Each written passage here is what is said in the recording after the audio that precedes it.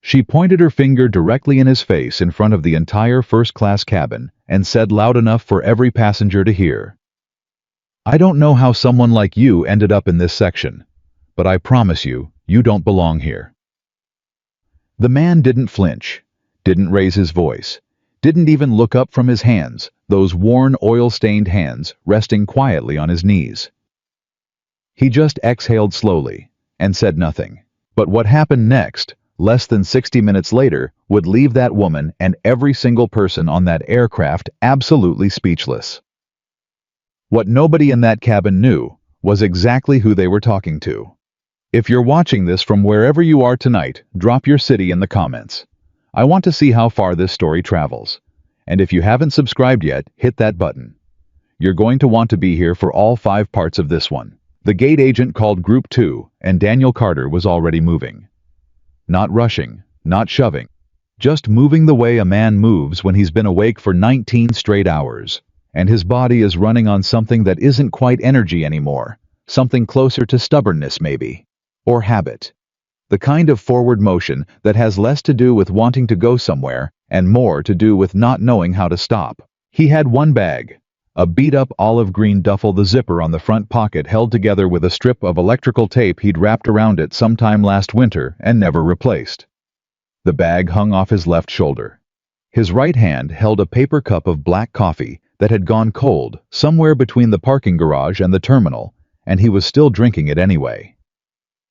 Gate C-14, Orlando International, 6:47 in the morning. Daniel Carter, 39 years old, was flying home. He handed his boarding pass to the gate agent, a young woman with tired eyes who scanned it without looking at him, and stepped into the jet bridge. The fluorescent light overhead buzzed faintly. His boots, steel-toed, cracked along the left heel, dark with grease that no amount of scrubbing fully removes, made a dull sound on the rubber floor with each step. He hadn't slept. He'd worked a double at the shop, Rivera's Auto Repair off Route 441, finishing a transmission rebuild on a 09 F-150 that had fought him every step of the way. Then he'd driven 40 minutes to the airport, returned the rental car, and sat in a plastic chair by the gate, eating a vending machine granola bar and watching the sky outside the terminal window go from black to gray to a pale, reluctant orange. Now he was boarding a plane, not because he wanted to travel, not because anything good was waiting for him at the other end. Because there was a matter that needed handling, a legal matter, something involving the estate of a man. Daniel had once worked for years ago in a different life, entirely. A life so far removed from where he stood right now that thinking about it felt like remembering a movie he'd seen as somebody else. He found his row, 4C. Aisle seat, first-class cabin booked by the attorney's office handling the estate. Something about being a named witness, travel-covered paperwork required. Daniel hadn't asked many questions. He'd just arranged coverage at the shop, packed the duffel, and gone. He shoved the bag into the overhead bin, settled into the seat, and leaned his head back. Around him, first class was filling up slowly. The kind of passengers who travel in the front of the plane and carry luggage that costs more than some people's rent. He could feel them without looking, the subtle shift in energy, the low murmur of people who are accustomed to comfort and notice in a very specific way when something doesn't quite fit the picture. Daniel fit the picture the way a wrench fits a dinner table. He knew it. He didn't particularly care. He closed his eyes. He got approximately 4 minutes of near sleep before he heard her voice. "Excuse me." It wasn't a question. It was the kind of statement that uses the shape of a question to deliver something else entirely. Daniel opened his eyes. Daniel opened. The woman standing in the aisle was somewhere in her late 50s, well-dressed in the particular way that signals money that's been around long enough to stop trying to prove itself. Understated jewelry, a silk blouse, carry-on luggage with a monogram. Her hair was silver and precise. She was looking at him with an expression that managed to be both polite and withering at the same time. "I think," she said carefully, "there may be some kind of mix-up." Daniel looked at her. "Ma'am, with the seating." She gestured vaguely at him at the seat at the general situation. "This section. I just want to make sure you're in the right place. He held up his boarding pass. 4C. She looked at it. Something moved across her face. Not embarrassment, not exactly. More like recalculation. How interesting, she said in a tone that made the words mean something entirely different from their surface. She moved past him to her own seat. 4A window, and Daniel watched her settle in and immediately begin speaking in a low voice to the woman seated beside her. He didn't need to hear the words. He'd heard the tone enough times to know what it contained. He put his boarding pass away and closed his eyes again. He heard the other voice, maybe 10 minutes later, while the last passengers were boarding and the flight attendants were moving through the cabin doing their checks. This one belonged to a man somewhere behind Daniel across the aisle, loud in the particular way of someone who doesn't monitor his own volume because he's never had to. I'm just saying the standards for this cabin have really gone downhill. Used to mean something flying up front. Now they'll upgrade anybody. A murmur of agreement from somewhere nearby. Look at the boots on that guy. I mean, come on. Did he come here straight from a job site? Low laughter. Daniel's jaw tightened. Just barely. Just enough that the muscle in his cheek moved once, then settled. He did not turn around. He reached into the front pocket of his jacket, pulled out a folded piece of paper, part of the legal documents he'd been sent, and stared at it without reading it. His eyes tracked the words without absorbing them. His mind was somewhere else entirely. He was thinking about Roy Hendricks, 61 years old master aircraft mechanic, 32 years with the Air Force and then another decade as a civilian contractor. Roy, who had worked beside Daniel at Rivera's for the last 3 years. Roy, who was 58 years old before he ever told Daniel what he'd done before he moved to Florida, and who had only done so because Daniel accidentally used a phrase, a very specific technical phrase involving pressure differential and compressor bleed rates, that no mechanic learns in any standard training program. Roy had looked at him from across an engine bay. "Where did you learn that?" he'd asked quietly. And Daniel had said, "Long time ago." And Roy had nodded slowly and never pushed it further, because Roy was the kind of man who understood that some people carry their past in a pocket, not on their sleeve, and you don't reach in uninvited. Daniel thought about Roy's hands permanently stained at the knuckles, same as his own. He thought about what the man behind him had said, used to mean something. He thought about what things used to mean. The flight attendant assigned to the first-class cabin was a man named Marcus Tall. Efficient, with a manner that was genuinely warm, rather than performatively so. He'd done this job for 11 years and had developed the particular skill of reading a cabin the way a diagnostician reads a patient quickly, accurately, without drawing attention to the process.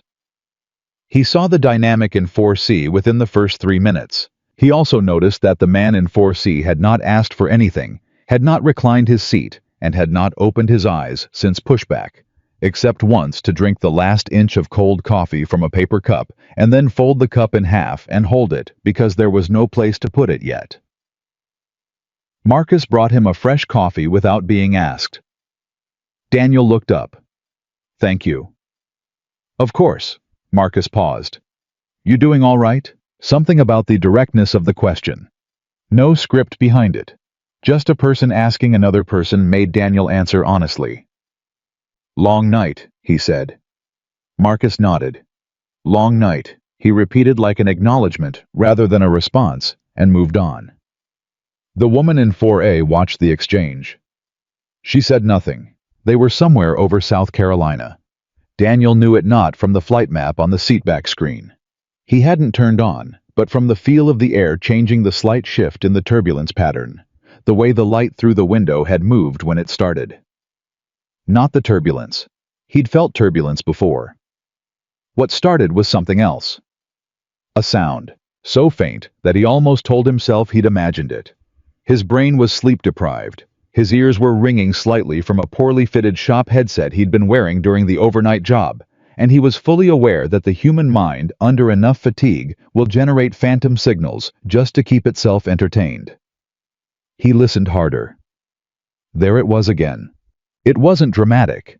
It wasn't the grinding shriek of the movies.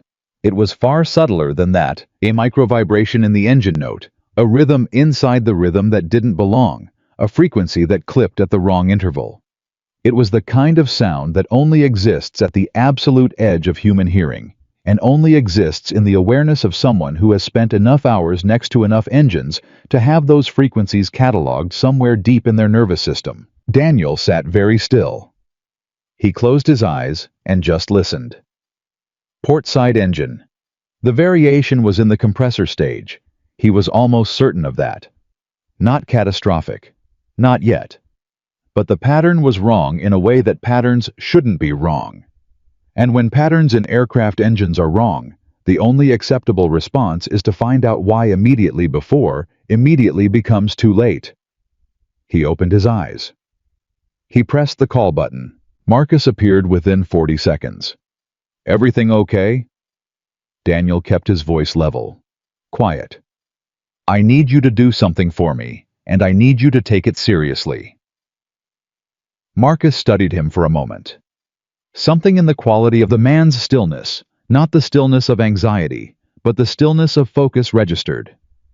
I'm listening. There's something wrong with the port side engine, Daniel said. I don't know the exact nature yet, but the compressor rhythm is off. There's a harmonic variation that shouldn't be present. It's subtle, but it's real, and it needs to go to the flight deck right now. The woman in 4A had stopped pretending to read. The man who had made the comment about the boots had gone quiet. Marcus held Daniel's gaze for a long moment. Can I ask your background, sir? You can. But it's faster if you just take the message to the cockpit and let them make the call. They're the pilots.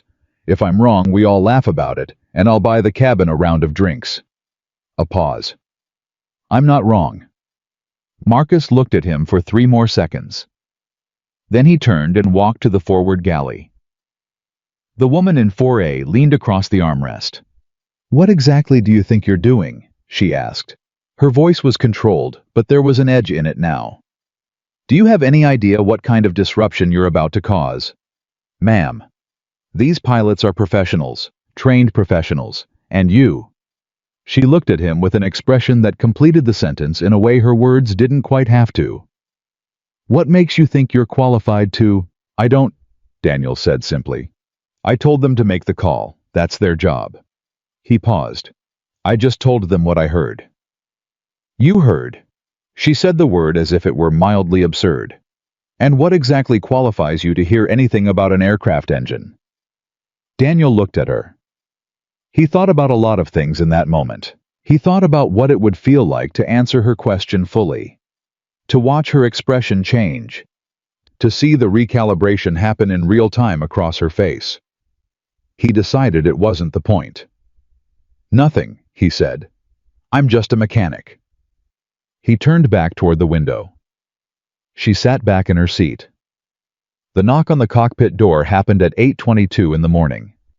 Marcus delivered the message to the first officer, who listened with the careful expression of a professional who takes every report seriously and prioritizes sorting out the credible ones quickly. Who told you this? The first officer asked. Passenger in 4C. What's his background? He says he's a mechanic. A pause. He says it's the port side compressor. The first officer looked at the captain. The captain looked at his instruments. He looked at a specific readout, one that had been sitting at the low edge of nominal for the last 22 minutes, well within acceptable parameters, but trending in a direction that experienced eyes sometimes flag and sometimes don't, because it can mean nothing at all, or it can mean something is developing that the automated systems haven't yet classified as an alert. The captain picked up the interphone. Get me the mechanic in 4C. Marcus came back with the message, and Daniel followed him forward without comment. The woman in A watched him walk past. So did the man who had made the remark about the boots.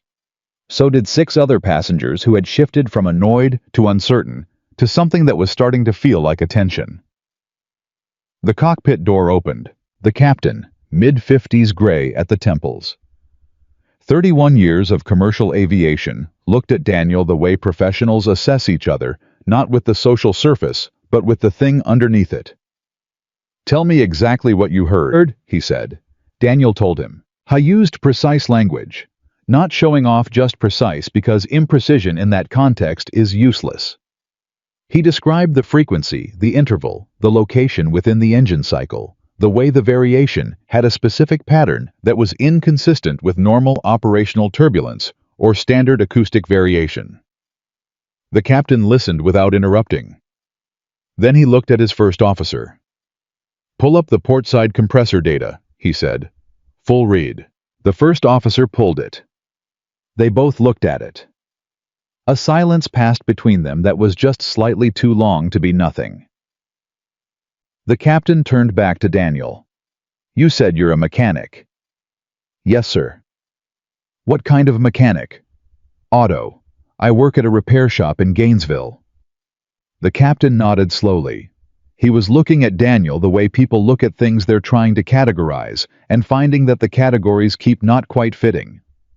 "And before that," Daniel looked at him for a moment. "Before that," he said, "I worked on different equipment." He didn't elaborate. The captain studied him a moment longer, then turned to his first officer. "Get on with dispatch. I want a maintenance consult at the nearest qualified field with military capability." He reached for the controls. "And get me the nearest option." "Nearest with military capability." The first officer paused. "That's Langley." The captain nodded. "Then that's where we're going." When Marcus returned to the cabin and made the announcement calm, professional, the careful language of aviation that conveys urgency without igniting panic, that the aircraft was making a precautionary diversion to Langley Air Force Base as a standard procedure and that all passengers should remain seated and comfortable, the cabin did not stay calm. Not fully. Precautionary diversion. Air Force Base. These were not phrases that landed quietly in a first-class cabin full of people who were already slightly unsettled by the turbulence and by a mechanic who had apparently walked into the cockpit and come back out looking completely unchanged. The woman in 4A gripped her armrest. "What is happening?" she said to no one in particular with a precision of fear that she had likely never expected to hear in her own voice. Daniel, back in 4C, had his eyes closed. The man behind him, the one with the loud voice, said nothing at all. The aircraft descended. Outside the windows, Virginia appeared, the low green geometry of it, the river glinting below, and then the runway wide and flat, and certain rising up with the solid permanence of the ground. They touched down. They rolled out. Everyone exhaled. Marcus came on the intercom. "Ladies and gentlemen, we've landed safely at Langley Air Force Base. Please remain seated until we've reached our parking position and you've been cleared to deplane. On behalf of the crew." The rest of it blurred into the general noise of a cabin returning to itself. Daniel straightened in his seat. He thought about Roy. He thought about Roy's hands and Roy's patience, and the way Roy had looked at him across that engine bay 3 years ago, when Daniel used a phrase that didn't belong in the vocabulary of a man who only fixed cars. He thought about a cockpit that looked nothing like the one he'd just been standing in. Smaller. Faster. A heads-up display throwing numbers at him in a language that took 18 months to learn to read without looking. He thought about a call sign. Ghost. He hadn't heard it in 6 years. He hadn't wanted to. He reached down and picked up the duffel bag from under the seat, settled the strap on his shoulder, folded his hands in his lap. The aircraft stopped. Outside the windows, and this was the moment when the cabin began to go very, very quiet. Outside the windows, parked along the flight line in the flat morning light, were F-22 Raptors. Not one or two, a full set.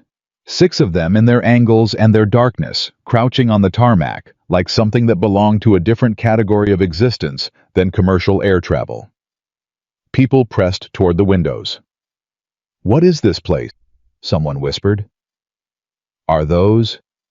"Those are F-22s." A different kind of quiet settled over the cabin then. The quiet of people who are beginning to understand that they may have stepped sideways into something larger than an unexpected landing. Daniel looked at the aircraft on the flight line. He looked at them for a long moment. Then he looked away. He put his hands on his knees. And he waited. The ground crew met the aircraft. The air stairs went up. The door opened.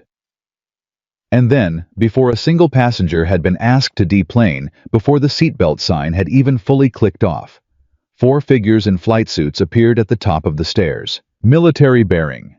The particular posture of people who carry authority, not as a performance, but as a habit. 3 men and a woman, all of them in the gray-green of Air Force flight uniforms, moving through the cabin door with the confidence of people who are exactly where they are supposed to be. The woman in 4A watched them come down the aisle. The man who had made the comment about the boots watched them. Everyone watched them. They stopped at row 4, the tallest of the 4 late 40s, silver oak leaf on his collar. The kind of face that has spent a lot of time in direct sunlight at high altitude looked at Daniel Carter. He smiled. "Ghost," he said. It was not a question. The entire cabin heard it. Daniel looked up at the man. Something moved across his face, the faintest shift, like a door opening in a wall nobody knew had a door. "Colonel Hayes," he said. "6 years," Hayes said. "And I still have to find out where you're hiding because you land on my flight line." He put out his hand. Daniel took it. The handshake of people who have been through something together, not the social gesture, but the real thing. "You called it right," Hayes said quietly. "Maintenance already has the bird.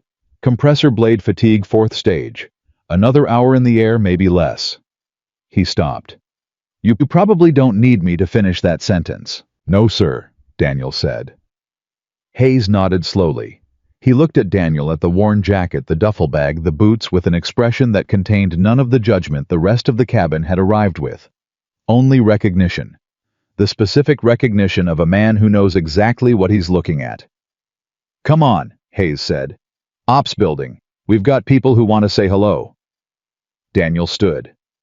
He picked up his duffel. He followed the colonel up the aisle toward the door, past every first-class passenger who had been on that flight, past the woman who had pointed her finger in his face at the gate, past the man who had made the comment about the boots. It's past all of them, and he didn't look at any of them, not because he was performing something, but because it genuinely wasn't the point. He was thinking about the Raptors on the flight line. I was thinking about the sound a 4th-stage compressor makes when a blade is failing. He was thinking about all the ways you learn to listen. The door closed behind him. And in the cabin, nobody said a word. The operations building at Langley smelled the way all military facilities smell: industrial cleaner, recycled air, and something underneath both of those things that Daniel had never been able to name, but had always recognized. The smell of a place where people take their work seriously enough that the building itself absorbs it over time. Hayes held the door open. Daniel walked through. The room was larger than it looked from outside. Banks of monitors along one wall. A long table with chairs that had been pushed back at odd angles, the way chairs look when people leave them in a hurry to go somewhere more important. 3 men stood near the far end of the table, and when Daniel came through the door, all 3 of them stopped mid-conversation and looked at him. The first one. Broad-shouldered, bald. A major's insignia on his collar broke into a grin that took over his entire face. "Ghost." He said it like a man confirming something he'd bet money on.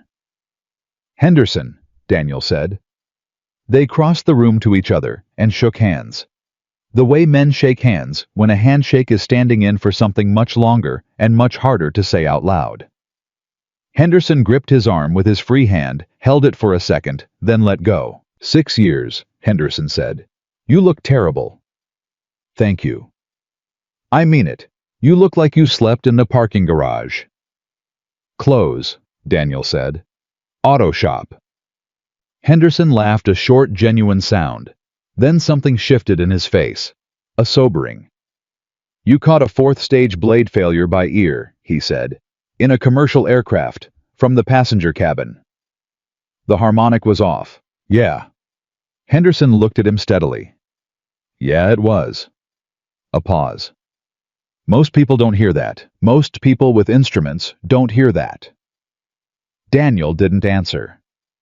The second man, younger captain's bars. Dark circles under his eyes that said he'd been on an early rotation, stepped forward. Captain Joel Marsh, he said, extending his hand. I know your record, sir. It's an honor. Daniel shook his hand. Don't call me sir. I'm not active. No, Marsh said carefully, but the record doesn't change. The third man was older. Civilian clothes, slacks, a collared shirt, glasses pushed up on his forehead.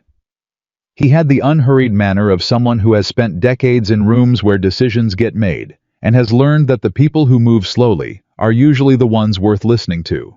Mr. Carter, he said. Frank Delgado, I'm with the NTSB Liaison Office. He paused. We're going to need a formal statement from you about what you observed. The timeline, the specifics, the sequence. Another pause. The maintenance team confirmed what you called. Blade fatigue, fourth stage port compressor. Crack propagation was significant. Daniel nodded once. How long? He asked. Delgado glanced at Hayes. Hayes said it plainly because Hayes had always been a man who said things plainly. The maintenance crew's estimate is between 40 and 90 minutes before the blade would have shed fragments into the engine housing. After that, he stopped. After that, it's a different conversation, or no conversation at all. The room held that information for a moment. Daniel exhaled slowly. Not relief exactly. Something quieter than relief. The particular feeling of knowing that the thing you were afraid might be true was true, and also that it didn't get further than it did. How many passengers? He asked. 214, Delgado said, including crew. Daniel nodded. He set his duffel down on one of the chairs and sat. Back on the aircraft, nobody had moved. The flight attendants had been professional and calm. Marcus, most of all, moving through the cabin with the steadiness of someone who understands that the most useful thing you can do in an uncertain moment is project certainty. But there are limits to what professionalism can contain, and the limits had been reached approximately 90 seconds after Daniel Carter walked off the plane in the company of 4 Air Force officers who had called him by a name that was not his name. Ghost. The woman in 4A. Her name was Margaret Ellison, though nobody on that flight knew that yet, and she would not offer it for some time, was sitting perfectly still in her seat, with her hands folded in her lap. She was the kind of woman who managed difficult feelings by imposing order on her immediate environment. Her seat tray was closed. Her seat back was upright. Her carry-on was stowed exactly where it had been. Everything about her physical posture said, I am composed. But she had not spoken in 11 minutes, which for Margaret Ellison was unusual. The man across the aisle, the one who had made the comment about the boots, whose name was Richard Caulfield, and who managed a regional investment firm in Atlanta, had his phone in his hand, but wasn't looking at it. He was looking at the window. Outside, through the tinted glass, he could see the Raptors on the flight line. Could see the ops building that Daniel Carter had walked into. Could see, without being able to read it, the signage on the building's exterior. A young woman in 5B. She'd been traveling alone. A grad student, from the look of her backpack, who had spent most of the flight reading, leaned forward and spoke to no one in particular. Did that guy just... She stopped, started again. They called him Ghost. Did everyone hear that? Nobody answered immediately. Marcus appeared from the forward galley. Ladies and gentlemen, I want to update you on our situation. The aircraft will be on the ground at Langley for a period of time, while a routine maintenance inspection is completed. We ask for your patience. Arrangements are being made for your comfort, and you'll be informed as soon as we have an estimated departure window. How long? Caulfield asked. We don't have that information yet, sir. Was there actually something wrong with the plane? The grad student asked. Marcus paused, the precise professional pause of someone choosing words with care. The crew made a precautionary decision to land and have the aircraft inspected. That's all I'm able to confirm at this time. The mechanic said there was something wrong with the engine, someone said from a few rows back. Before we even diverted, he said it. Caulfield turned in his seat to look toward whoever had said it, then turned back. His jaw was set. His expression was doing something complicated. Margaret said quietly, almost to herself, "He said the port-side compressor." Nobody replied. She looked at the seat in front of her, the tray table, her own reflection faint in the darkened screen of the seat-back monitor. "He said it like he knew," she said, still quiet, still to no one. The statement took 40 minutes. Delgado was thorough without being slow. He had done this enough times to know what information mattered and to move toward it without circling. Daniel answered every question precisely. Sequence of events, time of initial detection, nature of the harmonic variation, the specific characteristics that distinguished it from operational noise or turbulence effect, what he told the flight attendant and what he told the cockpit crew. At one point, Delgado said, "And what caused you to classify it as a compressor issue specifically, rather than, say, a turbine or intake anomaly?" Daniel considered the question genuinely, the way he always considered questions that deserved genuine consideration. The frequency was too low for turbine. The interval pattern wasn't consistent with intake variation. Compressors have a specific acoustic signature. When a blade is compromised, the pressure distribution changes, and you get a micro variation in the stage frequency that's different from anything else in the system. A pause. Once you've heard it, it's identifiable. Where did you hear it before? Daniel looked at him. In a different context, he said. Delgado wrote something down. Your file indicates you flew F-22s out of this base among others for 7 years before your discharge. Separation, Daniel said. Not discharge. I separated, voluntarily. Of course. Delgado looked up. The F-22's F-119 engine has a compressor failure signature that is, I'm told, unusually distinctive to trained ears, because of the bypass ratio. That's accurate, Daniel said. So when you heard the commercial engine, the failure mode was different. Different engine architecture, different pressure ratios. But the acoustic principle is the same. He paused. You learn to recognize a pattern, not a specific sound. The pattern translates. Delgado nodded slowly. He put his pen down. Mr. Carter, he said, I've done a lot of these. A lot of incident investigations. I want to ask you something off the record, if that's all right. Daniel waited. How certain were you? Delgado asked. When you pushed that call button, how certain? Daniel thought about it. Certain enough, he said. That's not a percentage. That's not. No. Daniel agreed. It's not. He looked at the table. I was certain enough that the cost of being wrong, some turbulence and a story people tell later, was worth the cost of being right and not saying anything. He paused. I don't need to be 100% to say something. I just need to be honest about what I heard. Delgado picked up his pen again. That's a better answer than I get from most people with a lot more credentials. Daniel said nothing. Bumby. Henderson found him afterward in the corridor, leaning against the wall with his duffel at his feet and a fresh cup of coffee in his hand. Actual hot coffee this time from the break room machine, which was military-grade terrible, but hot. You have time? Henderson asked. Apparently I have several hours, Daniel said. Given the situation. Henderson leaned against the wall beside him. For a moment, neither of them said anything the way old friends sometimes don't, because the silence is its own kind of conversation. Gainesville, Henderson said eventually. Yeah. Auto shop. Rivera's, off 441. How long? 3 years. Henderson absorbed this. You're good. I'm fine. That's not what I asked.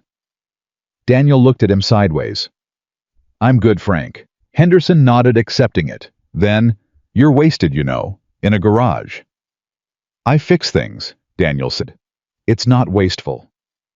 You know what I mean. I do, Daniel said. And I know you mean it genuinely. But the answer is still no. Henderson looked at the floor. The program would take you back. Hayes would make the call today. You know that. I know that. And Daniel drank his coffee.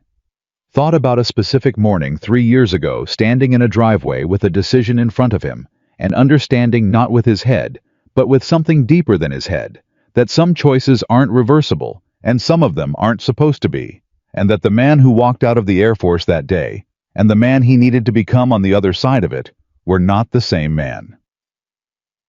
And I work at Rivera's, he said. Off 441. Henderson looked at him for a long moment. Then he exhaled through his nose and half smiled.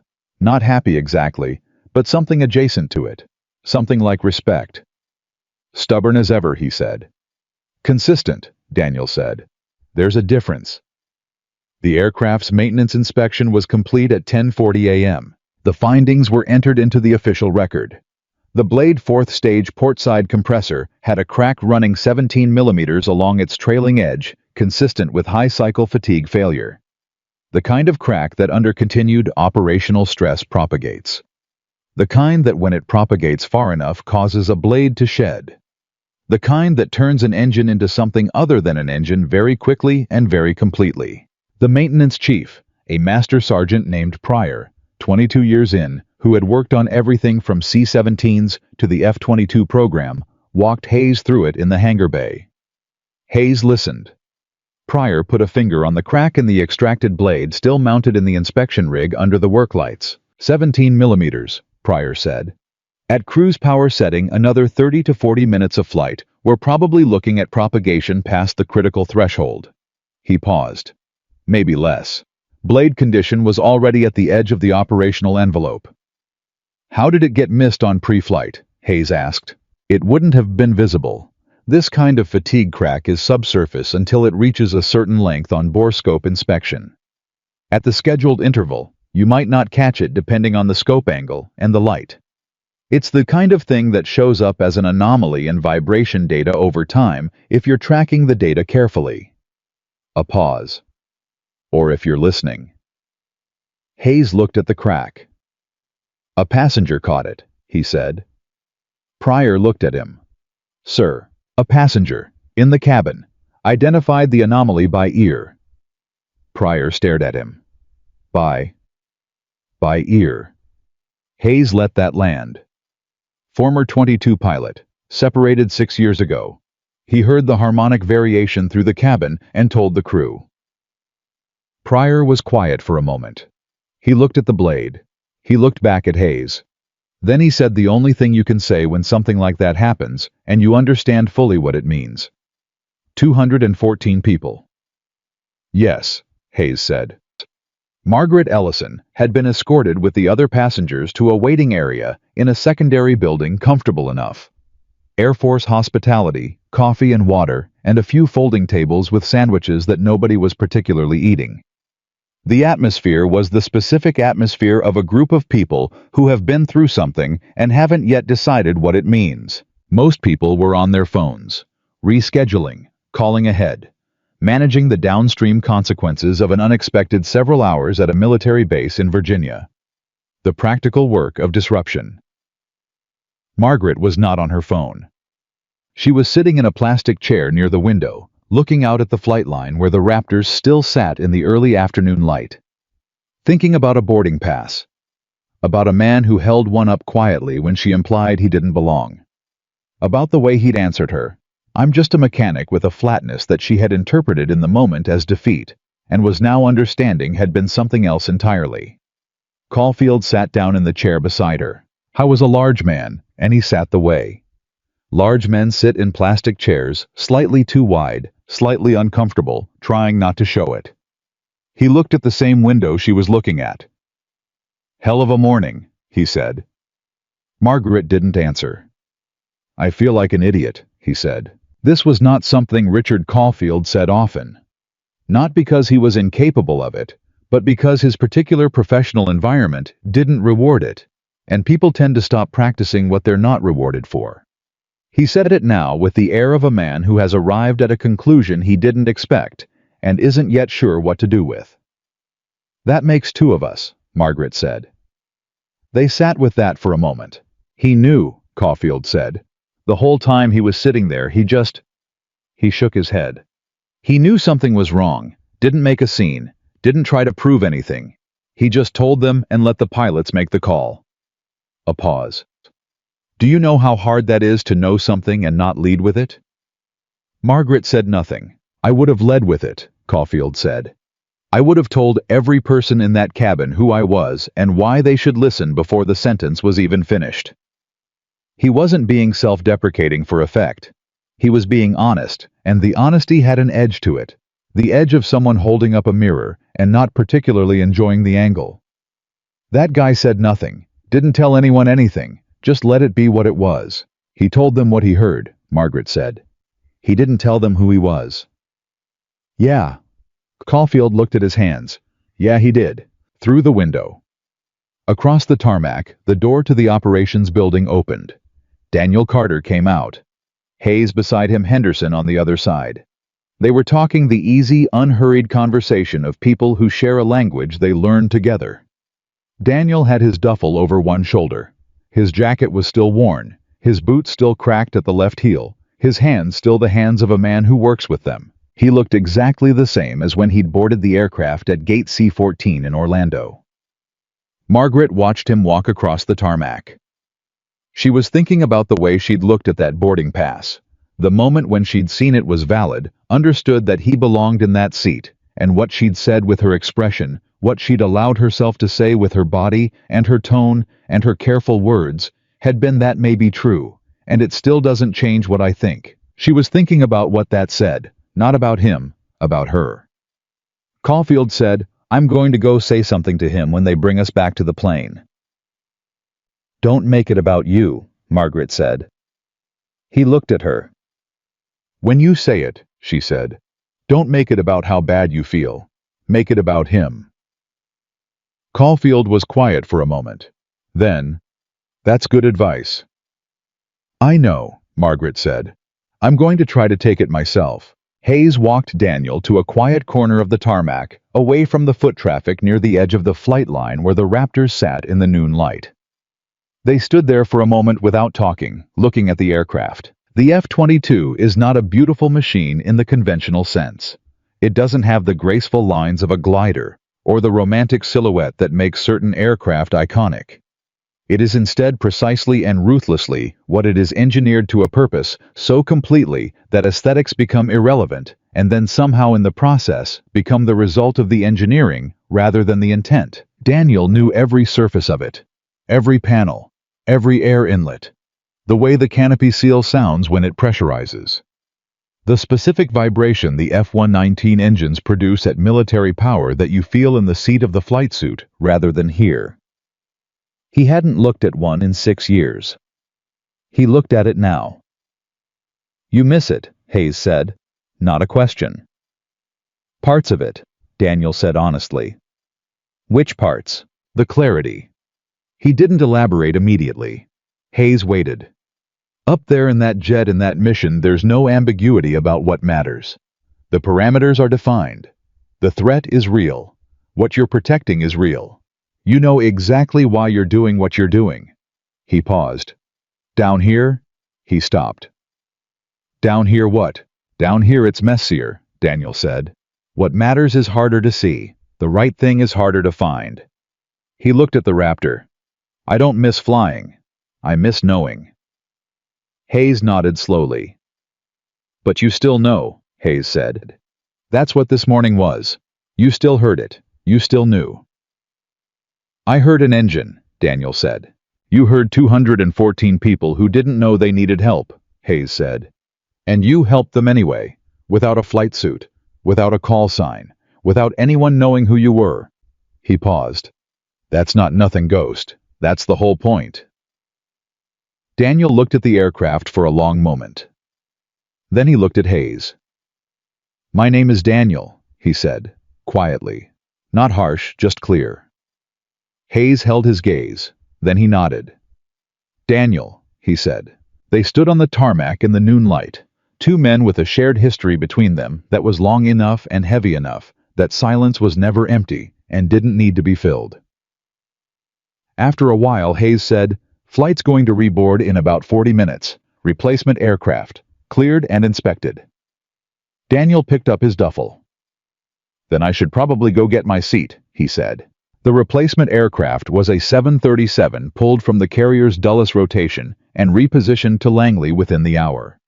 The kind of logistical move that happens quickly when a military installation is involved and the paperwork has the right signatures. The passengers were walked back across the tarmac in a loose group escorted by 2 Air Force ground crew members who answered questions politely and deflected the ones they couldn't answer with practiced ease. Daniel was already seated when the others boarded. He had reboarded first, not because he'd pushed to the front, but because Hayes had walked him to the aircraft personally, and nobody argues with a lieutenant colonel's escort even informally. He was in the same seat assignment. 4C aisle. The new aircraft smelled different, cleaner, newer. But the geometry of a first-class cabin is the geometry of a first-class cabin, and Daniel settled into it the way he settled into everything, with the minimum of adjustment and no performance of comfort. He had his duffel under the seat in front of him.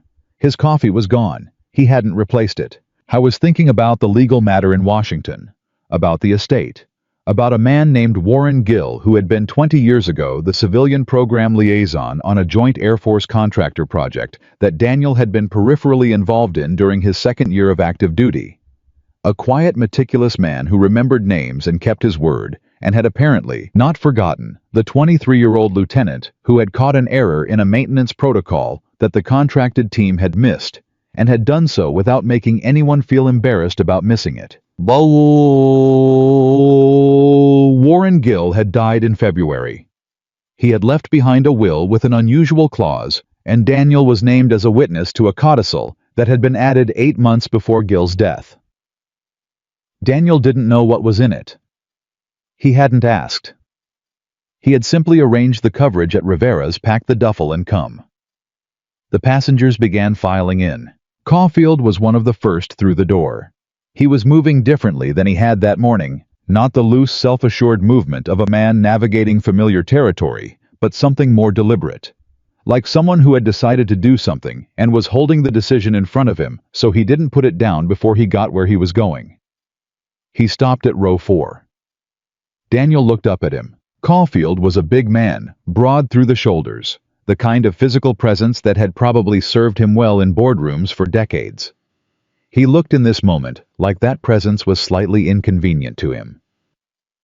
"I want to say something," Caulfield said. Daniel waited. "I made a remark," Caulfield said. "This morning, before takeoff, about..."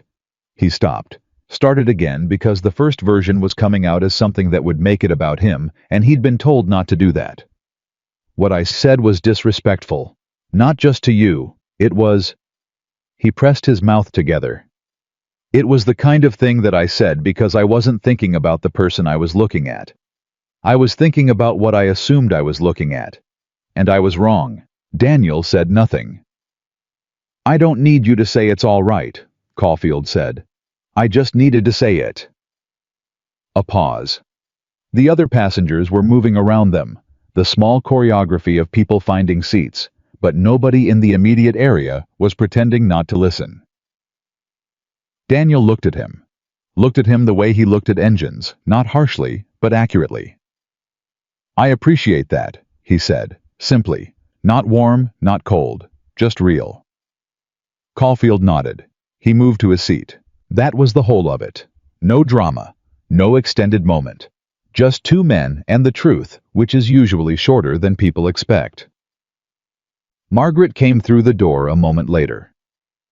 She moved to 4A with the same physical precision she always had, but the content inside the precision was different.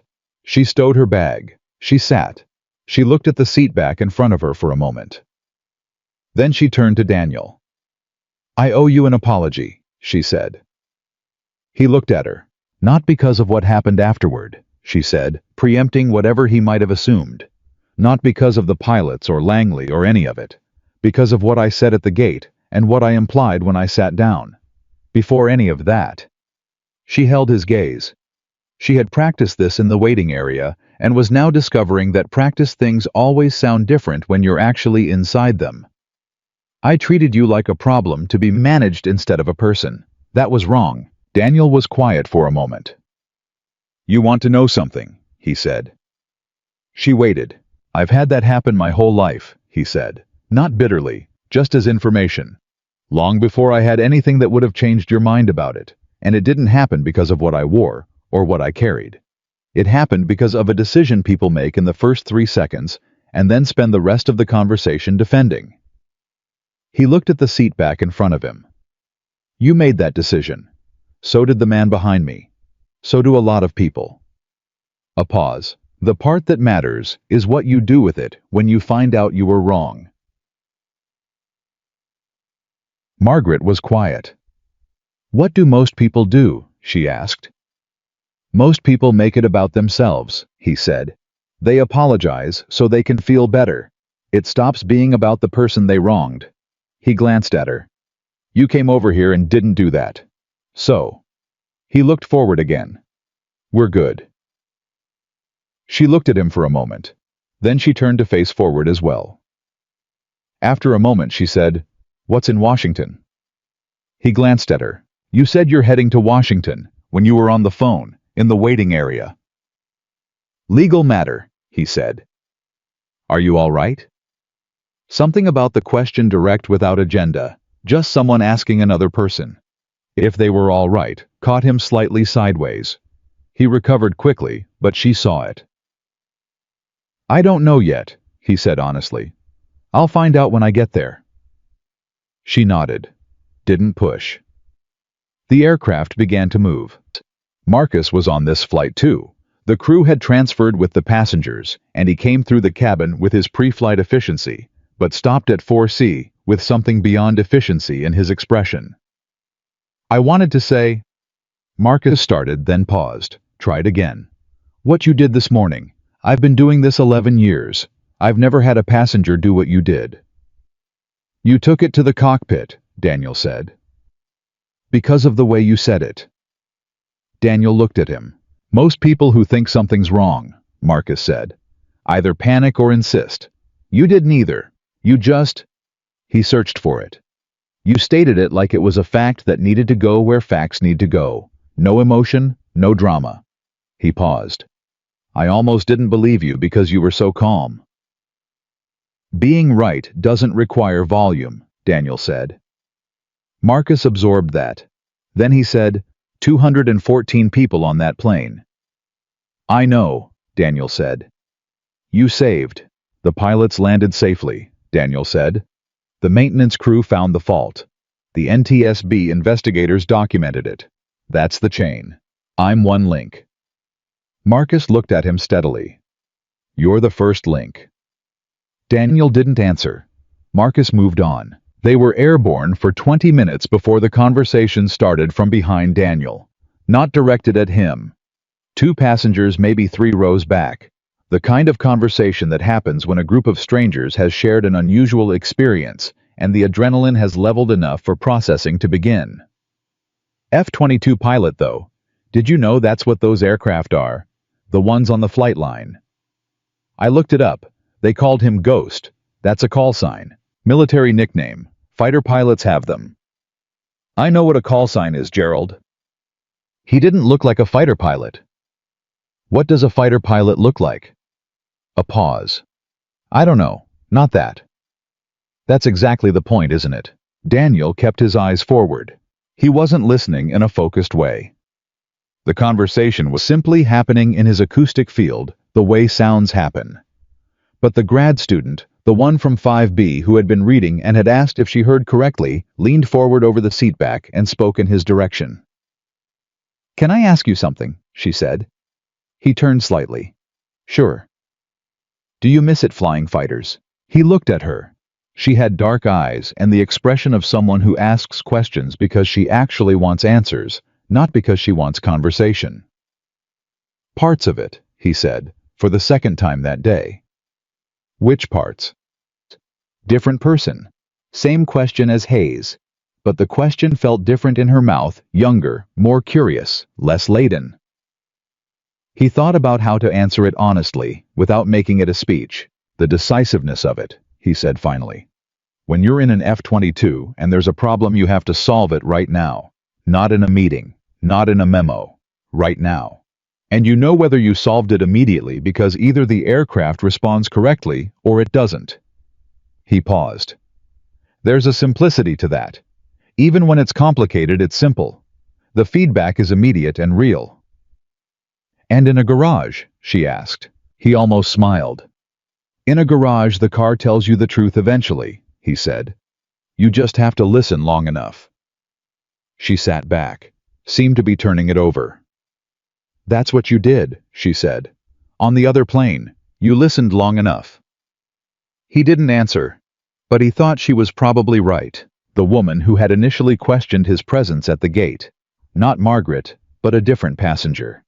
A woman named Carol, who had been in 6B and had said nothing directly to Daniel, but had exchanged the looks with Margaret that made her complicit in the thing. She hadn't technically said. Carol came up the aisle on the pretense of using the forward lavatory, stopped at his row. She stopped. Her hands were doing something uncomfortable at her sides. I know you don't know me exactly, but I was... She stopped again. Daniel looked at her with patience that wasn't performed. He had this capacity, the capacity to give people time to find what they were trying to say. That had nothing to do with politeness and everything to do with the understanding that people usually mean something better than what they first managed to express. It's all right, he said. She exhaled. I didn't say anything to you, but I thought things, and I looked at you in a way that... She shook her head. I'm a better person than what I did this morning. I want you to know that. He looked at her. I believe you, he said. She blinked. I think most people are better than their worst moment, he said. If they weren't, apologies would be pointless, and people keep making them, so. She nodded rapidly, the nod of someone receiving something they didn't expect, and moved on toward the lavatory. Margaret, who had heard the exchange from 4A, said nothing. But she turned very slightly toward the window so Daniel wouldn't see that her eyes had done something she hadn't given them permission to do. 35,000 feet. Clear skies over Virginia moving north. The aircraft was quieter now than it had been on the first flight. Not the external quiet of altitude, but the internal quiet of a cabin full of people who are occupied with something other than their usual concerns. The ordinary self-importance of first-class travel. The performance of ease, the commerce of status had been interrupted in a way that couldn't quite be resumed. Nobody was performing anything. Daniel had his eyes closed but wasn't sleeping. I was thinking about Warren Gill. About the last time he'd seen him must have been 15 years ago at a technical review outside Langley of all places. Gill in his civilian clothes, with his yellow legal pad, and his careful questions, finding Daniel afterward in the hallway, and saying in that unhurried way he had, "The observation you made in there about the maintenance protocol. That was good thinking. The right kind, specific and actionable. Not everyone does that." Daniel had said something modest. Gill had said, "Don't diminish it. You saw something real. Take credit for real things." It had stayed with him. The directness of it. The small, precise insistence that honest work should be acknowledged honestly. He thought about that now, in a seat on a replacement aircraft over Virginia, 3 hours out of Orlando, headed to Washington for a legal proceeding involving the estate of a man who had been dead since February, and who had, for reasons Daniel didn't yet understand, included him in something. Take credit for real things. He hadn't done that easily or often. He thought about the morning. About the sound in the engine, about pushing the call button knowing that nobody in that cabin would believe him and not particularly needing them to just needing the information to reach the people who could act on it. Take credit for real things. He hadn't saved 214 people. He'd heard a sound and told someone about it. That was what he'd done. It was real, and it mattered, and it was not nothing, even when he was standing in the residue of it, trying to make it smaller than it was. He exhaled. He thought about Rivera's, about the shop on 441, about the way an engine responds when you finally find the fault, the shift in sound, the return to rhythm, the specific satisfaction of a system returning to what it was meant to be. He thought about Roy. He thought about calling Roy when he landed, Roy would ask how the flight was in that dry way he had, and Daniel would say, interesting, and Roy would say, interesting good or interesting bad, and Daniel would say somewhere in between, and Roy would say, those are usually the ones worth having, and go back to whatever he was working on. That's what Roy would do. Daniel almost smiled. The aircraft was on approach to Reagan National when Captain Marsh came on over the intercom. Not the flight crew, Marsh from Langley. He had hitched a ride on the replacement aircraft for his own reasons, and he had apparently been given permission by the captain to make a brief address to the cabin. It was the kind of thing that happens at military installations, sometimes in the aftermath of events that require acknowledgement. Ladies and gentlemen, Marsh said, my name is Captain Joel Marsh, United States Air Force. I want to take 30 seconds if you'll allow me to say something before we land. The cabin stilled. This morning, you were on an aircraft that experienced a mechanical failure that was caught early enough to matter. The reason it was caught early enough to matter is that a passenger in this cabin identified an acoustic anomaly in the port side compressor and reported it to the crew with enough specificity and enough credibility that the flight deck took it seriously. A pause. That passenger's name is Daniel Carter. He is a former Air Force pilot who flew F-22s out of Langley and other installations for 7 years before separating to pursue a private life. The cabin was entirely still. Mr. Carter did not identify himself. He did not use his record to gain credibility. He stated what he heard and let the professionals make the call. Another pause, and this one had weight in it. The weight of someone who has thought carefully about what he's about to say. I've been in the Air Force for 11 years. I've worked with a lot of people who are very good at what they do. Some of them need you to know how good they are. Some of them don't. The ones who don't. He stopped. The ones who don't are usually the ones you want in the aircraft with you when something goes wrong. More? Nobody moved. Mr. Carter, Marsh said, on behalf of the United States Air Force and everyone on this flight, thank you. The aircraft hummed. And then, starting from somewhere in the back of the cabin and moving forward the way things move when they're genuine rather than performed, the passengers began to applaud. Not the polite applause of obligation. The real kind. The kind that has feeling underneath it, feeling that people didn't know they had until this moment unlocked it. Daniel sat in 4C with his hands on his knees and his eyes on the seat back in front of him, and he did not turn around. He was thinking about Warren Gill saying take credit for real things. He was thinking about what it costs to let something be what it is, to not reduce it, not deflect it, not make it smaller for the comfort of feeling humble. He let the sound in. Just for a moment. He let it in. His jaw tightened slightly, and his throat did something it hadn't done in a very long time. He caught it before it became anything visible, pressed it back down to wherever it had come from. But it had been there, and it had been real. Margaret looked at him from 4A. She watched his profile, the jaw, the stillness, the thing happening under the surface of a man who had learned a very long time ago not to show what was happening under the surface. She looked at his hands, those oil-stained, calloused, worn hands that she had looked at that morning and seen nothing but evidence of what she thought he was. She saw them now. She saw what they'd actually done. And she understood in the way you understand things that change how you look at the world and can't be undone, that the hands were the same. They had always been the same hands. The difference was entirely inside her. The applause faded.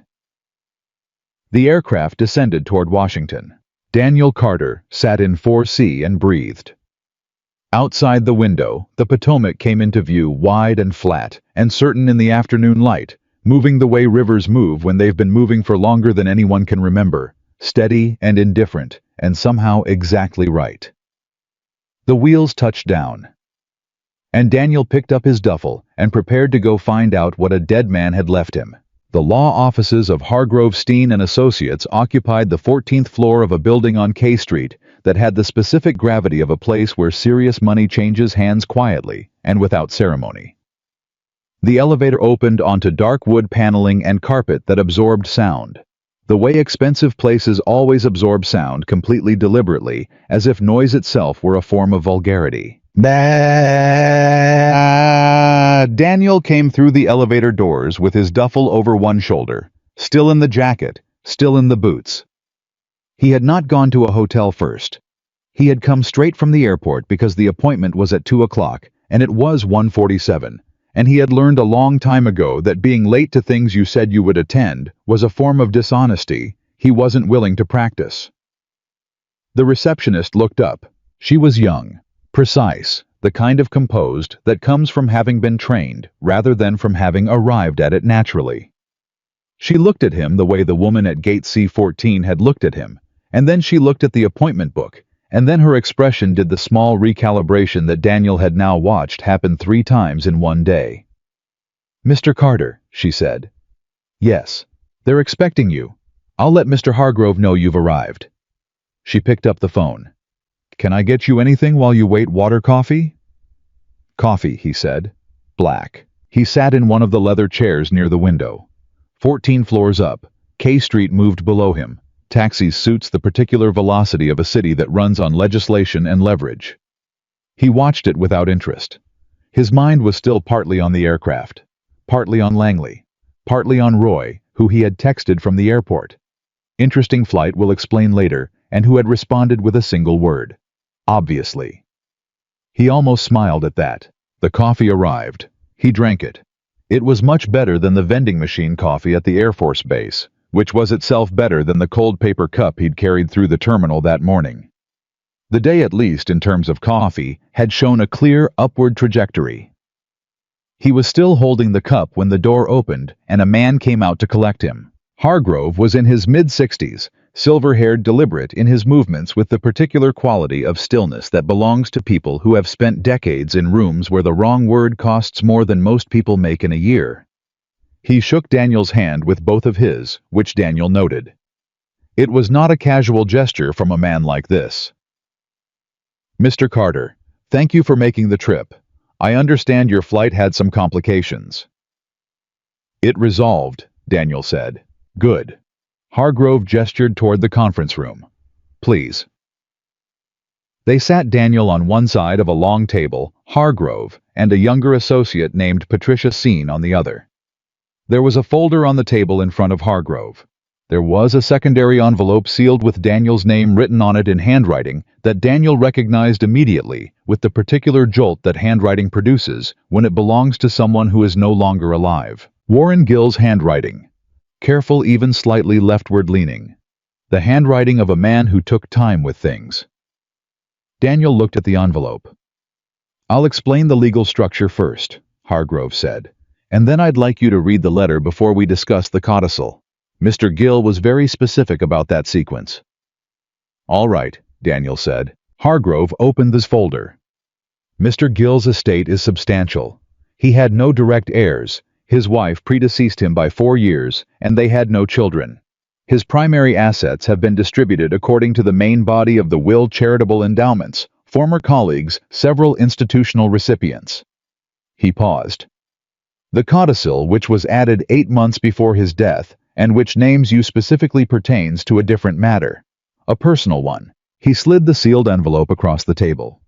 "He asked that you read this before we discuss the terms." Daniel looked at the envelope. He picked it up. He turned it over once in his hands, those hands that had been looked at all day by people who saw different things in them, and then he opened it. The letter was 3 pages, handwritten, the same careful, even script. "Dear Daniel, if you're reading this, then you made the trip, which means you're still the kind of person who shows up when someone asks, regardless of whether you know why. That's consistent. It was consistent 20 years ago, and I imagine it's consistent now because that kind of character doesn't come and go. I want to tell you something I should have told you in person, and didn't, which is a failure I've had plenty of time to account for. When you were 23 years old, you caught an error in a maintenance protocol that would have, and I want to be precise about this, compromised the structural integrity evaluation of the forward fuselage on a test airframe that was scheduled for full envelope testing the following week. The contracted team had missed it. My team had missed it. The review process had missed it. You caught it in a read-through during a session you were not required to attend, and you reported it in a way that gave the contracted team a path to correct it without losing face because you understood that the goal was to fix the problem, not to be recognized for finding it. I wrote a note about it at the time. I have kept that note for 20 years. What you did that day saved 3 test pilots from flying an airframe that would not have survived the test envelope. I know this because I had the engineering analysis done afterward quietly to understand the full scope of what the error would have produced. The analysis was unambiguous. You never knew that. I didn't tell you at the time because the situation was politically complicated and the information would have created problems I wasn't positioned to manage. I am telling you now because I am no longer in a position where politics matter and because you deserve to know. 3 pilots. You were 23 years old and you saved 3 pilots and you spent the next 16 years not knowing it. I have thought about that often. About what it means to do something real without knowing its full weight. About what it costs a person to act without recognition and without the validation that comes from understanding the consequences of what they've done. I hope it hasn't cost you too much. The codicil contains a specific bequest. It is not large in the context of my estate, but it is significant, and it comes with a condition, not a legal condition, nothing the lawyers will enforce, but a personal one from me to you. Use it for yourself. Not for the shop. Not for anyone else. For yourself. You have spent a very long time being the person other people needed you to be. I am asking you once from a dead man, which means you can't argue with me, to spend some of whatever comes next being the person you might want to be. I don't know what that looks like for you. That's yours to figure out. But I trust you to figure it out. I always did. Warren Gill. Daniel put the letter down on the table. He was very still. Hargrove and Steen were watching him with the professional discretion of people trained not to react to what happens in their conference room. But even they, even through the professional distance, were watching. Daniel's hands were flat on the table. He was thinking about a test airframe. I was thinking about being 23 years old. In a technical review, he hadn't been required to attend reading through a maintenance protocol because he read everything, always, because the information mattered, even when nobody was grading him on it. He was thinking about 3 pilots whose names he didn't know, who had flown other flights, who had lived other years, who had perhaps retired by now, or were still flying, or had their own complicated lives that had moved forward in directions he would never know, because he had caught a number in a maintenance document and said something about it in a room full of people who were uncomfortable being corrected. 20 years. He had carried this without knowing what he was carrying. Hargrove said quietly, "Take whatever time you need." Daniel looked up. His eyes were clear. His face was what it always was, composed, present, giving nothing away that he hadn't decided to give. But something had shifted underneath it. Something that was not visible, and was entirely real. "What's the condition?" he asked. His voice was steady. "The codicil." Hargrove opened this folder to a specific page. "The bequest is $240,000 held in trust and transferable upon your acceptance of the terms. The legal terms are straightforward tax documentation disbursement schedule standard requirements." He paused. "The personal condition Mr. Gill specified is not legally binding. He was very clear about that. It's a request. To use it for myself. In his words, for whatever comes next for you personally. Not professionally.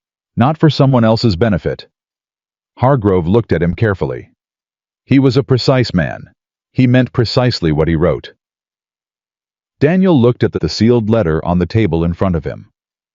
$240,000. He calculated quickly, without meaning, to the habit of a man who manages a budget carefully.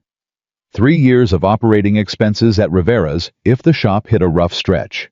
A truck, maybe a real one, not the Euro 3 Silverado, with the cracked manifold he'd been driving and fixing in rotation for 2 years. A house instead of the rental on Millbrook. Things that had been on the far edge of possible, and were now, if he accepted this, suddenly not far at all. He pushed all of it sideways, not out, sideways.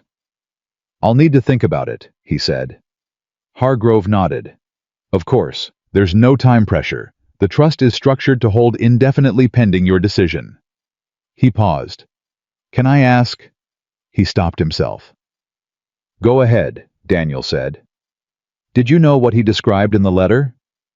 Daniel looked at him. "No," he said. "I didn't know." Hargrove absorbed this. 20 years, he said mostly to himself.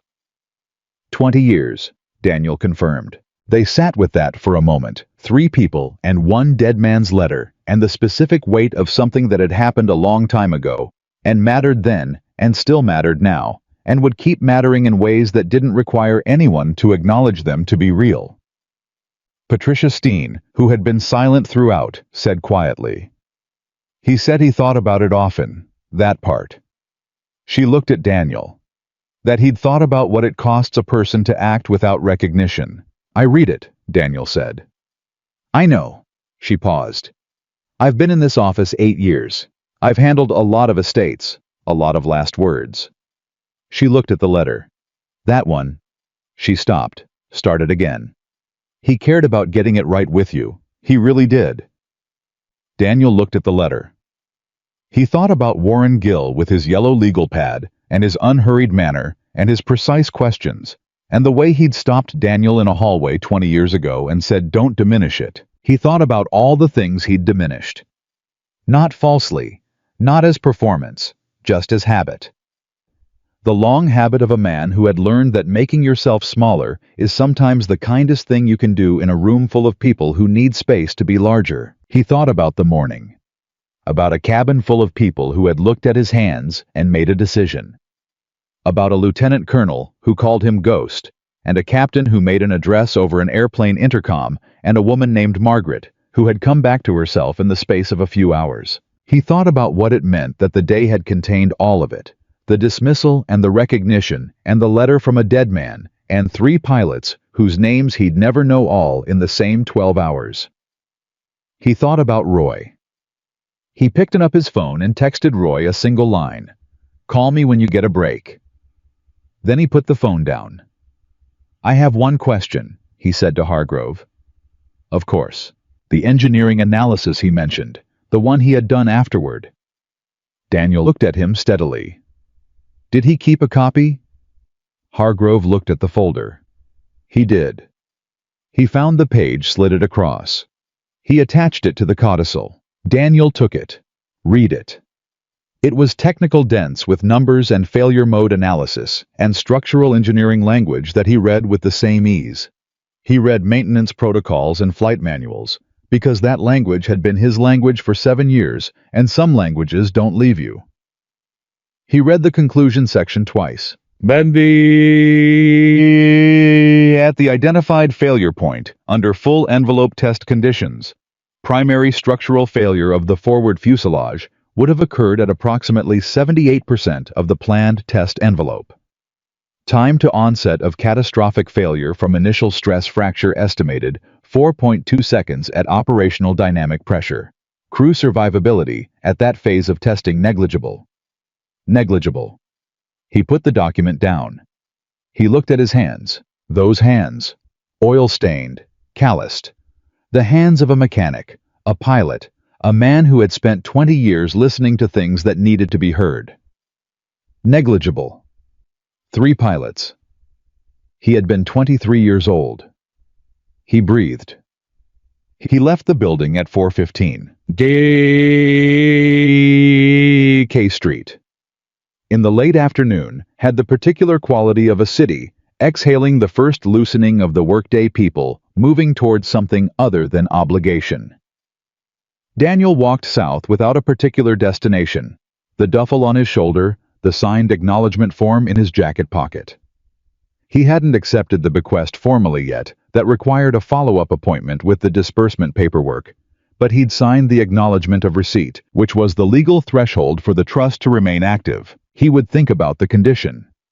He walked.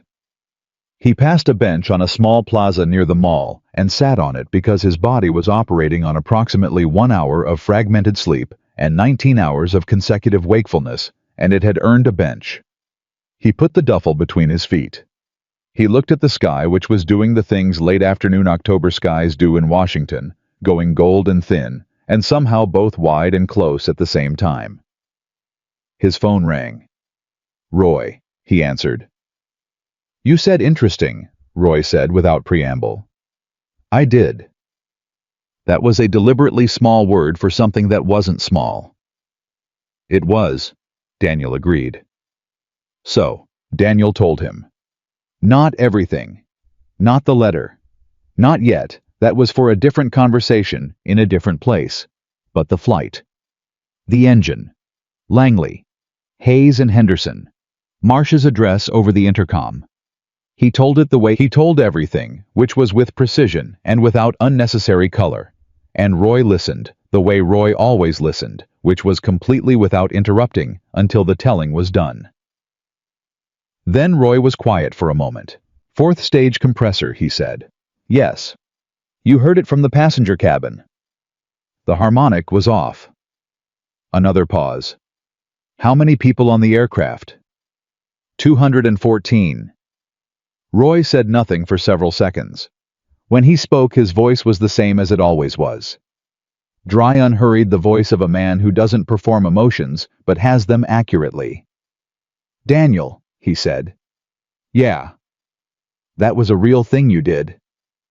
Daniel looked at the sky. "I know," he said. And that was the difference. That was the thing that was different from every other time someone had said a version of that to him. Not Marsh's address. Not Hayes on the tarmac. Not Margaret's eyes doing something she hadn't given them permission to do. This. Roy saying that was a real thing in the plain, dry voice that never said anything it didn't mean, and Daniel saying "I know" without the reflex to diminish it, without the habit of smallness. Just "I know." A real thing. Warren Gill had told him not to diminish real things. He was trying. "There's something else," Daniel said. "Tell me." "Warren Gill left me something." Roy waited. "A lot of something," Daniel said. "And a letter. A long letter." He paused. "He told me something I didn't know. About something I did 20 years ago. Something I didn't know the full weight of." Silence. "Good weight or bad?" Roy asked. Daniel thought about 3 pilots. About negligible. About 20 years of not knowing. "Both," he said. "At the same time." Roy accepted this without trying to parse it. "You all right?" "I don't know yet." "Same answer as this morning," Roy said. "Yeah." "At least you're consistent." Daniel almost smiled. "That's what I said to someone else today. Sounds like a good day for consistency," Roy said. Then, after a pause, "Come back when you're ready. The Tahoe is still waiting on that alternator, and I've been telling Mrs. Reyes it'll be done by Friday, which is going to require either a miracle or you showing back up." "I'll be back Thursday," Daniel said. "Good," Roy said. "Fly safe." A pause. "Roy." "Yeah." "The letter said something. About spending some of whatever comes next, being the person I might want to be." Silence. Roy was quiet for long enough that Daniel would have thought the call dropped, except that he could hear the ambient sound of the shop in the background, the faint metal on metal, the compressor cycling, the specific acoustic fingerprint of Rivera's in the afternoon. "And," Roy said. "I don't know what that looks like," Daniel said. "No," Roy agreed. "But you'll figure it out." A pause. "Yeah," Daniel said. He hung up. He sat on the bench in the late afternoon light in Washington and let the city move around him. Taxis, suits, people going somewhere. The particular velocity of a place that runs on leverage and legislation. And underneath that, the older, quieter thing. The river not far from here, moving the way rivers move. He thought about what comes next. Not in the grand architectural sense, not a plan, not a map, just the next thing, the honest next thing, the kind of thinking you do when you are 24 hours away from a morning that changed the size of something inside you, and you need a moment to let the new dimensions settle. He sat. He breathed. I was tired in the specific way a person is tired when they have used themselves fully, not depleted, but spent the way. A good day spends you leaving behind, not nothing but something, some residue of having been exactly where you were supposed to be doing exactly what you were supposed to do. The sky went from gold to copper. He picked up his duffel. He stood. He walked toward the hotel he'd booked for the night. Plain functional, nothing wasted, and he thought about 3 pilots and a dead man's handwriting and a woman named Margaret, who had looked at his hands and seen something true, and a lieutenant colonel on a tarmac who had called him Daniel in Roy's voice on the phone, saying that was a real thing you did. He thought about what it means to know the weight of what you carry. And he walked. He slept for 11 hours, not the fragmented surface-level half-sleep of a man with too much on his mind, but the deep, complete sleep of a body that had finally been given permission to stop. He woke at 7 in the morning in a plain hotel room in Washington, with the particular clarity that comes after real rest, the kind where the world doesn't look different exactly, but your eyes do. The way you see things adjusts. The resolution improves. He lay there for a moment without moving, looking at the ceiling, listening to the city beginning outside the window traffic, voices the low percussion of a place resuming itself after the pause of night. He thought about the letter. He'd read it again before he slept. Twice, actually. Not because the words changed, Warren Gill had been precise enough that the words didn't need to change, but because the experience of reading it changed. The first time in the conference room, he'd read it as information. The second time in the hotel room with the city quiet outside, he'd read it as something else, as the last honest conversation between 2 people who had never quite managed to have it while one of them was still breathing. He thought about use it for yourself. He thought about what that meant for a man who had spent so long defining himself by what he did for the work, for the mission, for the obligation in front of him, that the question of what he wanted had become genuinely difficult to answer. Not because he was selfless in some noble constructed way, but because the habit of purpose is powerful, and when purpose is always pointed outward, the inward direction atrophies like a muscle you've stopped using. He knew this about himself, the way you know things that are true and uncomfortable and have been sitting in the back of your awareness for years, waiting for a moment large enough to finally look at them directly. This was that moment. He got up, showered, put on the same clothes because they were the only clothes he had, made the hotel coffee, which was mediocre, and drank it standing at the window, looking at K Street, waking up below him. Then he picked up his phone and did something he had been thinking about since the bench the evening before. He called Hayes. Hayes answered on the second ring. Daniel. Not Ghost. Daniel. He'd remembered. Colonel, Daniel said. Then stopped. Frank. Is Frank all right? A pause brief, and then warm. Frank is fine. I have a question, Daniel said. And I want you to answer it honestly, not the way you'd answer it if you were trying to recruit me back into something. All right? Hayes said carefully. The flight safety program, the civilian aviation consulting role you mentioned 6 years ago when I separated, the one that interfaces with NTSB and FAA on incident analysis and mechanical training protocols. He paused. Is that still an open structure? A longer pause this time. It's evolved, Hayes said. It's bigger than it was. After 3 significant incident investigations in the last 4 years, the program has expanded. We work with 6 commercial carriers now on maintenance training and acoustic monitoring protocols. Another pause. Why are you asking? Because I caught a 4th-stage compressor failure by ear from a passenger cabin, Daniel said. And the reason I could do that is because I spent 7 years next to F-119 engines. And most commercial maintenance crews have never been within 1,000 miles of an F-119. He looked out the window. There's a gap between what military aviation knows and what commercial aviation trains for. In acoustic diagnostics specifically. Silence. Yes, Hayes said slowly. There is. I'm not coming back to fly, Daniel said. I want that to be clear. It's clear. But if there's a consulting structure where someone who understands both sides of that gap could bridge it. Develop training materials. Work incident analysis. Be in the room when the people who need to hear certain things are making decisions about what to train for. He paused. Is that a real thing, or am I describing something that doesn't exist?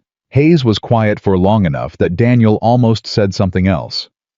Then Hayes said, How soon can you be back in Virginia? I have to get back to Gainesville first. I have obligations at the shop I need to close out properly. I don't walk away from things without handling them. I know that about you, Hayes said. 2 weeks, Daniel said. I can be back in 2 weeks. 2 weeks, Hayes said. He sounded like a man who had just watched something come together that he'd been waiting on for a while. Daniel, this is the right thing. I want you to know that. Not because we need you, although we do. Because it's the right use of what you know. Daniel thought about Warren Gill. About use it for yourself. He thought about whether this was that. Whether doing the thing you are genuinely built for, the thing that uses the whole of what you've learned and costs you nothing of yourself to do, whether that qualified as doing something for yourself, or whether it was just a more sophisticated version of pointing everything outward again. He thought about it honestly, and he decided that the answer was it qualified. That doing the thing you were made to do freely by choice without obligation, that was a form of self that he could live with.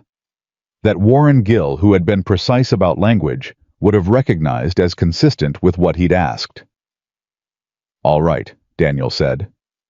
All right, Hayes said. They sorted the logistics quickly. Hayes had a number to call a name, a program contact at the NTSB liaison office, who would handle the preliminary framework. Daniel wrote it down on the hotel notepad with the hotel pen. The efficiency of 2 people who both understand that once a decision is made, the conversation about it is essentially over and the work begins. Before they hung up, Hayes said, Yesterday, what you did on that aircraft. You don't need to. I'm not saying it for you, Hayes said. I'm saying it because I want to hear myself say it. A pause. That was who you are. All of it. The ears, the call button, the way you let the pilots make the call. The fact that you didn't tell anyone your name. He stopped. That's who you've always been. The shop, the boots, the duffel bag that doesn't change it. Nothing about how you look changes what's actually there. Daniel stood at the hotel window with Washington below him and thought about Margaret and her finger pointing at his boarding pass and Roy's voice on the phone saying that was a real thing and Warren Gill writing carefully on 3 pages by hand because some things are important enough to put on paper. Thank you, Frank, he said. See you in 2 weeks, Hayes said. He was at Reagan National 2 hours later. The flight back to Orlando was unremarkable. The way flights are when nothing is wrong with any of the engines, which Daniel confirmed by listening for the first 20 minutes and then allowing himself to stop. Everything was where it was supposed to be. The rhythms were correct. The harmonics were clean. He read the engineering analysis from Gill's letter again on the flight, just once more. Then he folded it carefully and put it in the inside pocket of his jacket against his chest where things go when they matter enough to keep close. 3 pilots. 40 years of living between them that would not have happened. Don't say he had been 23 years old, and he had read a document carefully and said something accurate in a room full of people who didn't want to hear it. And somewhere downstream of that moment, far enough downstream that he'd had no view of it from where he stood, 3 men had continued to exist. He thought about the nature of consequence, how it moves through time, invisibly causing things to happen and things not to happen, and the people at the origin point almost never get to see the full shape of what they set in motion. How almost everything important that a person does is done without knowing its full weight. How that's not a tragedy, it's just the actual structure of the world, the way causes and effects distribute themselves across time and people without asking anyone's permission or providing anyone a final accounting. He thought about this somewhere over the Carolinas at 35,000 feet. He thought about it, and then he put it down, not away, not dismissed, but down. The way you put down something you've held long enough that your muscles have understood its weight, and you no longer need to hold it to know what it is. He looked out the window. The sky was clear and the ground was a long way below, and everything for this moment was exactly where it was supposed to be. He got back to Gainesville at 3 in the afternoon. The shop was open. He could hear it before he saw it, the compressor, the impact wrench, the specific acoustic signature of Rivera's in mid-afternoon, which he knew as well as he knew any sound in the world. He parked the rental in the lot, got his duffel, and went through the side door. Roy was under the Tahoe. Just his legs visible, the rest of him deep in the undercarriage with a trouble light and whatever the alternator was doing. "You're early," Roy said without emerging. "Flight was on time," Daniel said. "Miracle of miracles. A sound of metal against metal. Hand me the 3/8 drive, would you?" Daniel found it on the rolling cart, put it in Roy's extended hand. Roy's hand disappeared back under the Tahoe. "How was Washington?" Roy asked. "Complicated," Daniel said. "And good." "Complicated and good is generally better than simple and bad." "Generally," Daniel agreed. He sat on the stool near the workbench and looked at the shop. The lifts, the tool chests, the calendar on the wall, with Mrs. Reyes's Tahoe, marked for Friday, in Roy's handwriting. The coffee maker in the corner that made coffee strong enough to see through time. The particular smell of oil and metal and effort that had been this place his place for 3 years. He looked at it with the specific attention of a man who is seeing something he loves, while also understanding that he is about to change his relationship to it. Not end it. Change it. "I made a call this morning," Daniel said. Roy slid out from under the Tahoe on the creeper, sat up, looked at him. His hands were dark with grease, same as Daniel's, same as they always were. "Hayes," Daniel said. Roy waited. "There's a consulting program, civilian aviation safety, acoustic diagnostics, maintenance training, incident analysis, interfaces with NTSB and FAA." He paused.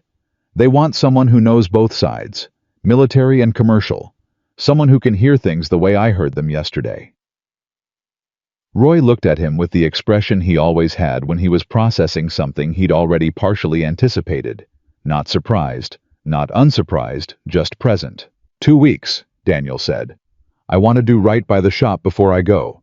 Get current jobs closed out, make sure you have coverage, go through everything properly." "I know how you handle obligations," Roy said. "Yeah." Roy looked at his hands for a moment. Then he looked at Daniel. "What did Jill leave you?" Daniel told him. Roy was quiet. 20 years, Roy said finally. "Yes." 3 pilots. "Yes." Oh, Roy absorbed this, the way he absorbed everything completely, without rush, letting the information find its proper weight before he responded to it. His expression didn't change dramatically, but something moved behind it. Something that was, Daniel thought, probably as close to moved as Roy got in any visible way. "You know what that means," Roy said. "Tell me what you think it means," Daniel said. Roy looked at him steadily. "It means you've been doing this your whole life.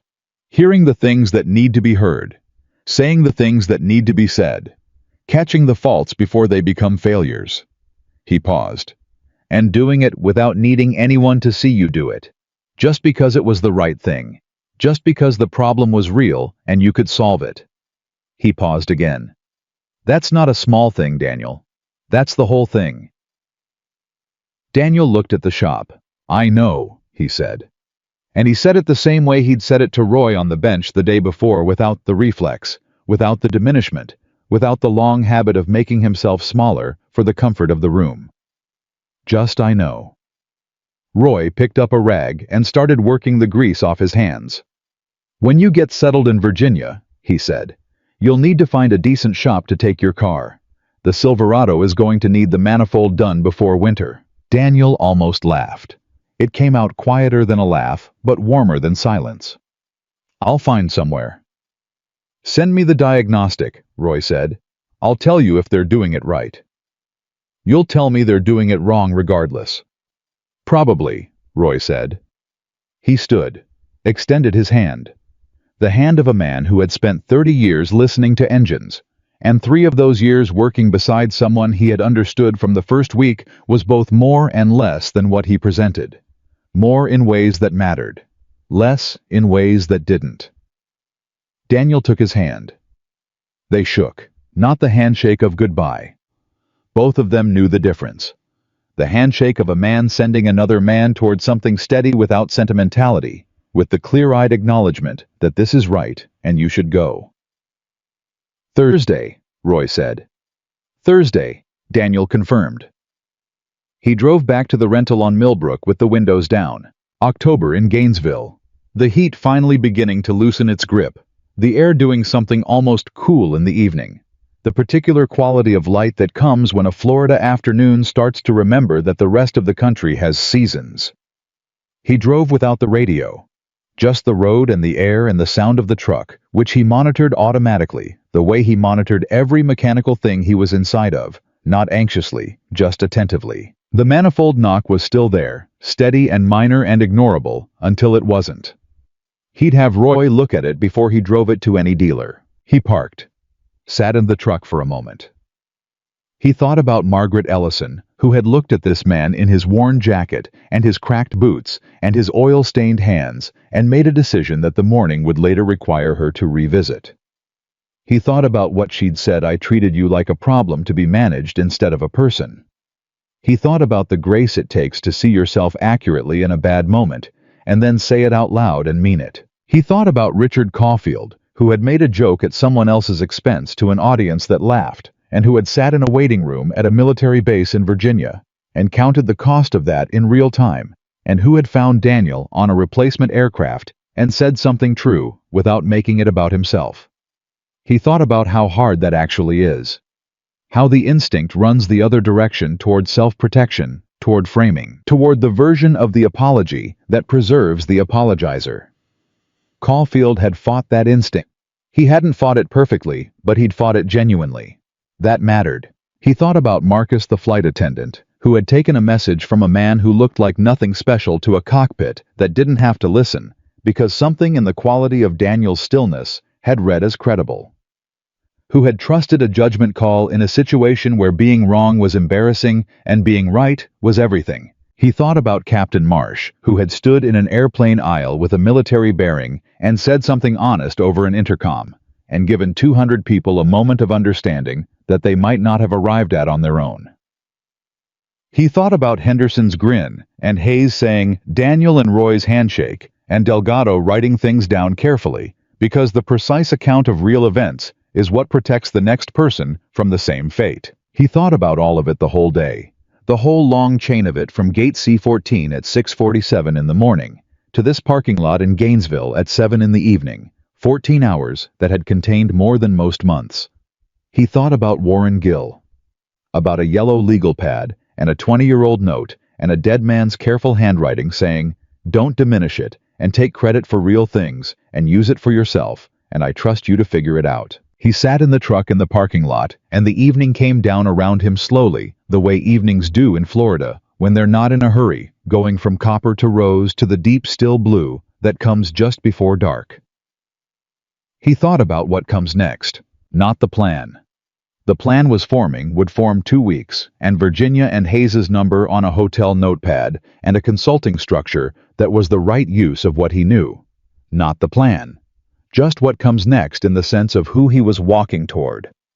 The version of himself that existed on the other side of this day, and this letter, and this understanding that the things you do without recognition are not thereby weightless. That the world keeps the accounts even when you don't. That there are always 3 pilots somewhere downstream of the quiet, unwitnessed, careful thing you did. He had spent 6 years being Daniel Carter of Rivera's Auto Repair off Route 441. Before that, he had spent 7 years being Ghost Call Sign and Mission, and the particular loneliness of a vocation that asks everything and returns the asking in kind. Before that, he had been 23 years old in a review session.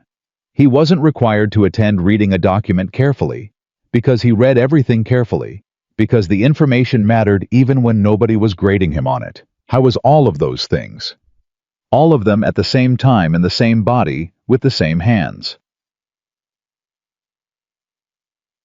The hands that had flown F-22s and rebuilt transmissions and pointed at a pressure gauge in a maintenance protocol and pressed a call button on a commercial aircraft over South Carolina and accepted a handshake from a colonel who remembered to call him by his name. He looked at his hands. Those hands, the same hands Margaret had looked at and misread, and then looked at again and understood. The same hands Warren Gill had spent 20 years thinking about. The same hands Roy shook without sentimentality, but with the full weight of what the gesture actually meant. He had spent a long time letting other people decide what those hands said about him. He was done with that now, not angrily, not as a declaration, just as a fact settled and plain, the way facts settle when you've finally given them enough room to become themselves. He got out of the truck. He went inside. He made coffee, real coffee own, the way he made it, and he sat at the kitchen table with Warren Gill's letter and the engineering analysis and the hotel notepad with Hayes's contact written on it, and he let the evening finish becoming night around him. He thought about 3 pilots. He thought about 214 passengers. He thought about what it means to be the first link in a chain, to be the person who hears the thing before it becomes a catastrophe, who says the thing before silence becomes complicity, who catches the fault before it becomes a failure. And to do all of that without a uniform, without a call sign, without anything except the knowledge that the problem is real, and you can do something about it, and that is on its own sufficient reason. No audience required. No recognition necessary. Just the honest use of what you know, given freely in the direction of the people who need it, because that is what it means to be the kind of person who shows up when someone asks, regardless of whether you know why. That was Daniel Carter. It always had been. He just knew the weight of it now, and knowing the weight of a real thing, carrying it fully without apology, without diminishment, without the long exhausting labor of making yourself smaller than what you are, that is not arrogance. That is simply the truth. And the truth, when you finally let it stand without flinching, is always exactly enough.